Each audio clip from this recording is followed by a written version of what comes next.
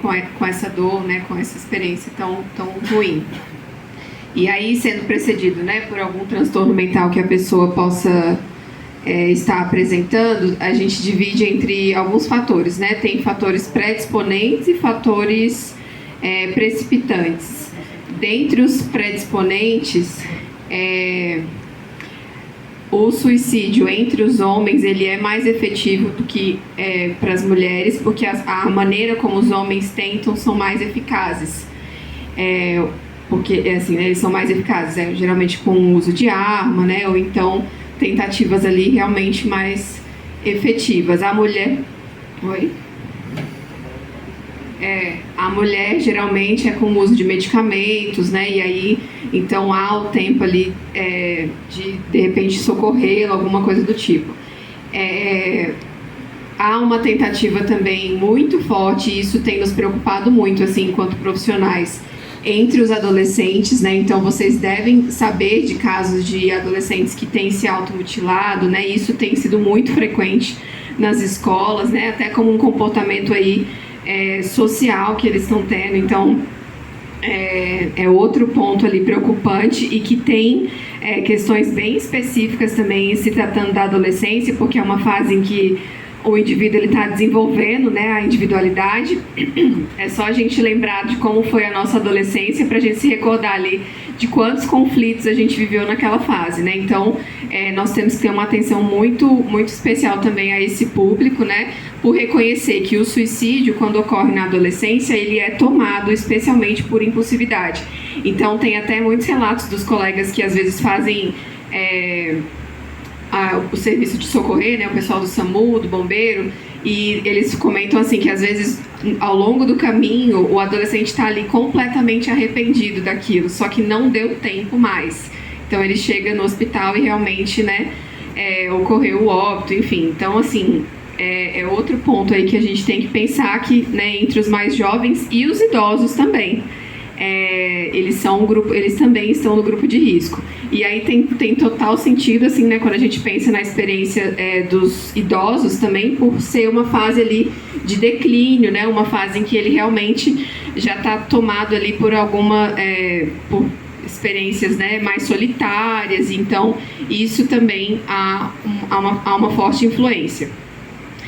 Porque aqui a gente não vai ter tempo, assim, né, de relatar tantos casos para ilustrar, mas são muitos, né? O histórico familiar de comportamentos suicidas. Então, por exemplo, existiu um familiar, né, assim, que não necessariamente a pessoa tenha conhecido, mas o fato dele ouvir a história, né, e saber que isso aconteceu dentro da família dele também influencia quando acontece com ele. Até pelo fato também do que a gente estava comentando, né, de já ter ali um viés depressivo, né, de já ter a presença de algum transtorno mental também que envolve a dinâmica daquela família.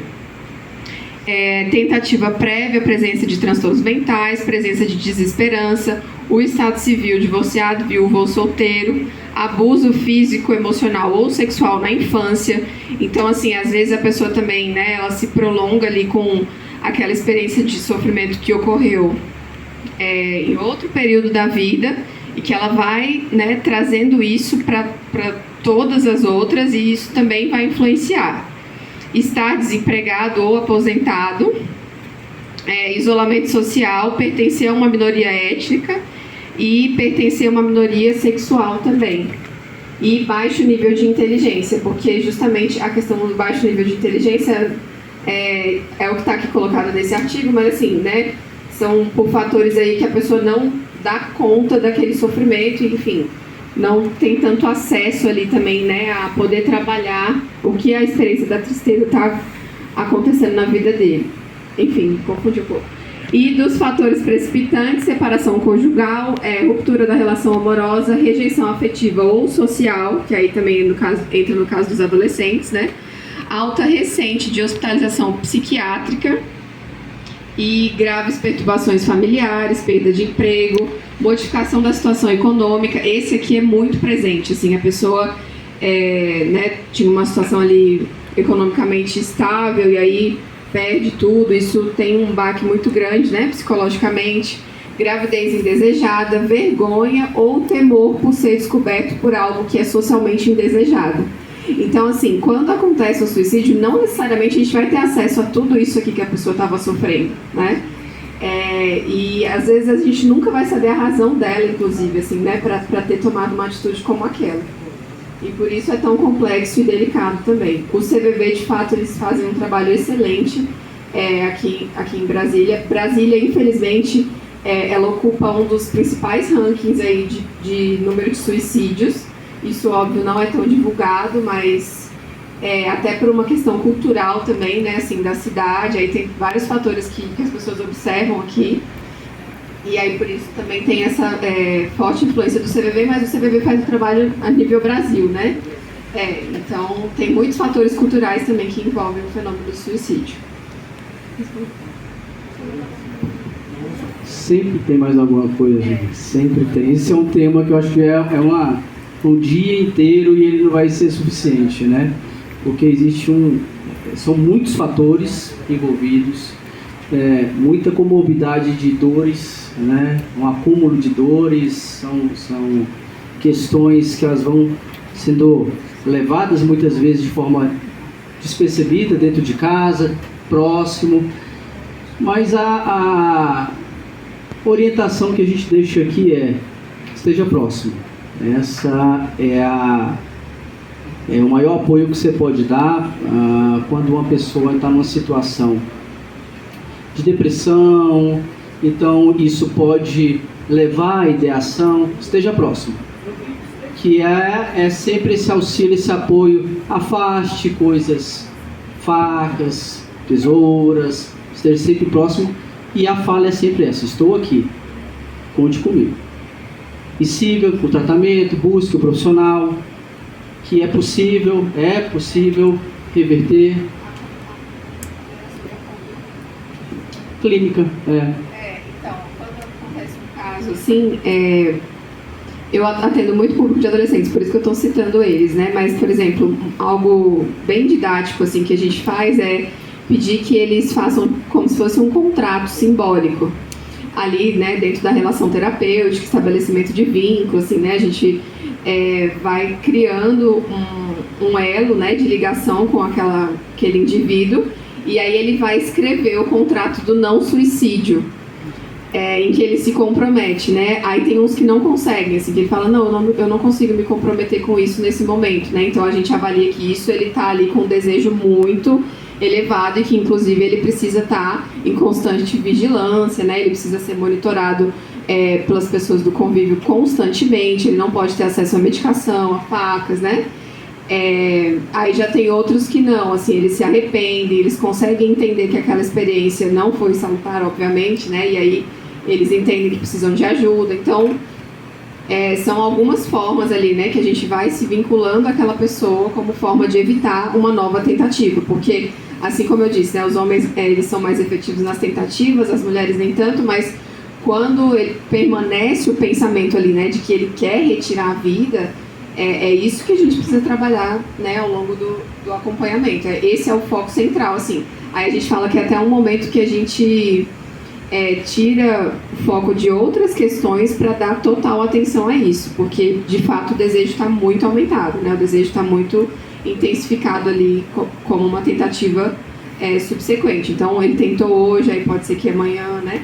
Às vezes o pessoal do bombeiro, eles têm muitos casos assim de pessoas que eles atendem, a pessoa tentou naquele momento ali, teve uma intervenção do SAMU e do bombeiro, no outro dia a pessoa está lá de novo, né? E aí o certo, na verdade, é a pessoa ir para um contexto de internação, que geralmente é o que acontece. Mas a depender ali de uma conduta inadequada e a pessoa não foi internada ou então voltou para casa, isso, né, pode acontecer de novo. Então é muito sofrimento, assim, porque aí envolve essa constante vigilância também, né? Perfeito. E chegando próximo ao fim, trago para o professor Fernando a questão da automedicação, né, professor, que é muito comum dentro de casa, né? Essa questão que a gente volta ao início dos nossos trabalhos aqui, quando a gente, e também faz um gancho nessa questão da comparação, né? Muitas vezes você vê um colega que teve certos problemas, se medicou através de um tratamento adequado, e ele, nessa comparação, falou assim, então vou tomar a mesma coisa para eu ter o mesmo resultado, né? Eu não vou precisar de tanto esforço para me conhecer. Essa automedicação, qual o impacto dela? E eu acho que abrange toda a temática do nosso encontro aqui, não só o suicídio, né? O quanto isso é perigoso para quando essa pessoa que está vivenciando esse sofrimento, ele se automedicar, isso pode desencadear coisas muito piores, certo? Sim, de fato é verdade, né? A automedicação, assim, a gente sempre escuta isso na mídia, enfim, nos jornais, o médico, né? E eu não estou falando, antes de falar de saúde mental, falando de saúde física, né? A gente sabe dos riscos de se automedicar quando a gente fala de saúde física. A gente vê um neurologista já falando assim, olha, tem muita gente que tem o hábito comum de tomar medicamento para dor de cabeça, por exemplo. Mas muitas vezes, de tanto tomar o remédio para dor de cabeça, a pessoa não sabe que ela está tendo um efeito rebote, está tendo mais dor de cabeça no dia seguinte.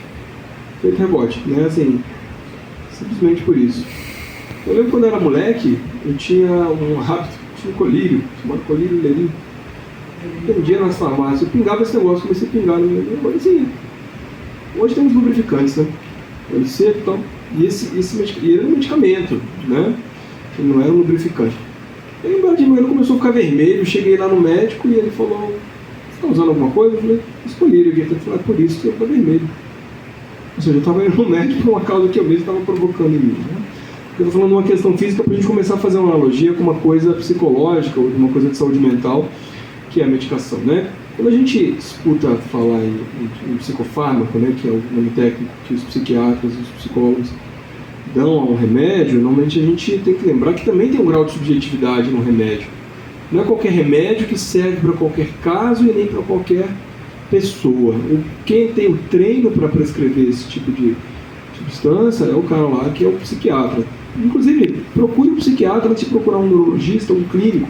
A melhor coisa que a gente faz, hoje a gente tem os CAPs, né? Nós temos muitas vezes hospitais públicos que também têm psiquiatras aqui em Brasília. O neurologista não tem o mesmo treino, né, do que o psiquiatra. O psiquiatra é um médico especialista para isso. E quando a gente fala dos psicofármacos, desses medicamentos, existem várias classes. Mesmo quando a gente fala de uma coisa muito específica, vamos amarrar como o Rafael comentou, depressão, que a gente falou lá no início. Existem várias classes de medicamentos para depressão. Existem os tricíclicos, existem os inibidores seletivos da monoamina oxidase, existem os medicamentos para depressão refratária, existem medicamentos, enfim, com diferentes mecanismos de ação e nem sempre aquele que serve para você, como ele falou, vai servir para o teu colega.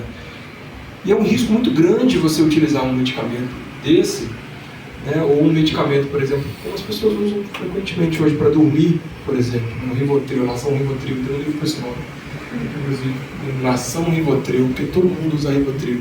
Acho que a gente logo vai ter a nação Venvança, né, que é um medicamento muito usado também hoje para a galera se manter focado. São as drogas que a gente chama de neuroenhancers, os neuroestimulantes, as drogas da inteligência. Elas realmente melhoram a inteligência, deixam a pessoa mais focada, né? Mas tem um risco por trás. Por exemplo, no caso dos remédios para dormir, existe um risco muito grande, e aí entra amarrando com o suicídio. Tem muita gente que às vezes pode se colocar em risco de suicídio sem querer se suicidar. Como assim? Vai lá e usa um ansiolítico benzodiazepínico, que é o caso do Rivotril, junto com álcool. E os dois são o quê? Depressores do sistema nervoso central, voltando aqui ao que a gente estava falando, né? O Rivotril é depressor? É. E você agrega com outra depressor, você está potencializando o efeito da droga, a ponto de você poder ter uma depressão respiratória e morrer. Né? Morrer dormindo, inclusive. Então os dois acham que vai dormir, que apagar, eu quero apagar, né? Ou as drogas Z, agora que a gente vê aí, por exemplo, os Zolpidem da vida e muitos outros, mesmo risco. Vai lá e potencializa com álcool, potencializa com outra coisa, risco de apagar e ter uma depressão respiratória e morrer. É o que está acontecendo, por exemplo, agora com, a gente estava discutindo antes da nossa fala aqui, das drogas lá dos Estados Unidos.